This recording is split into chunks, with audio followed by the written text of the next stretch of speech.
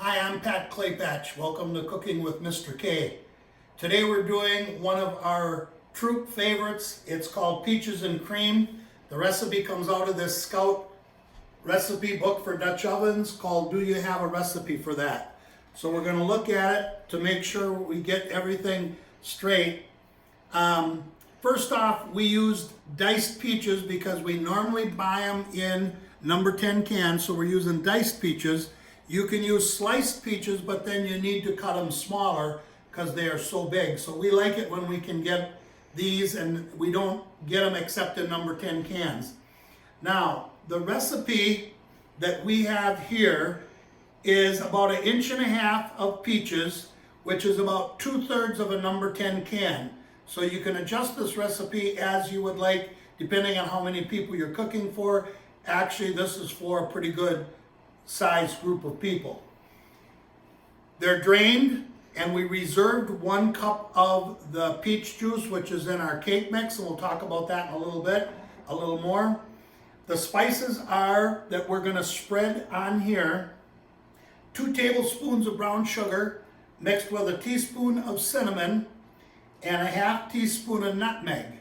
Now those same spices are mixed in the cake mix that goes over the top. So we're just going to sprinkle this around to cover as good as we can all over.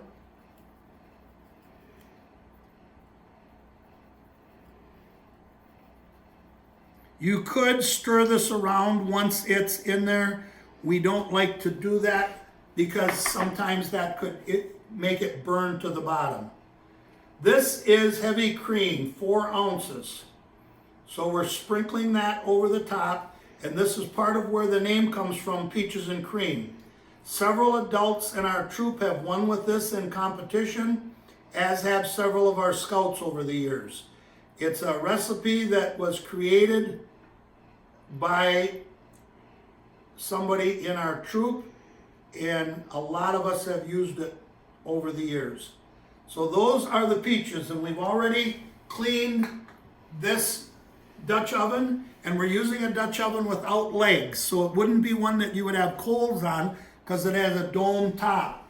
This would be one that you would put in the oven instead of the one with the lip where you can put the coals on. The baking instructions for this are 45 minutes at 350 degrees. Now, you can see what it looks like. We have the brown sugar, the cinnamon, and the nutmeg in here. We have the exact same measurements in this, so I'll repeat it. 2 tablespoons of brown sugar, 1 teaspoon of cinnamon, and 1/2 teaspoon of nutmeg, and 4 ounces of cream. Now, we like to use regular cake mixes, not any particular brand, but we just follow the directions on the back. It calls for 3 eggs, which we've already whisked in here, 1/2 cup of oil, which is already mixed in, but it calls for 1 cup of water. We don't use water when we have something like peach juice, so we've reserved 1 cup of peach juice, and we made our cake mix with that, which gives it even more of that peach taste. Now we're simply going to pour this in. We've had really, really good success with this. The scouts absolutely love it. In fact, everybody that's ever tried it. They like peaches, they'll like this. Because the cake mix itself is going to be peachy because of the peach juice that we're using, and of course the peaches in there. Again, we use diced peaches when we can, so it saves time rather than having to go into the sliced peaches and cut those, because they're so big that they have to be cut at least in half. When they're diced like this, it's about 1/3 of what a slice would normally be. So now we have our cake mix in there.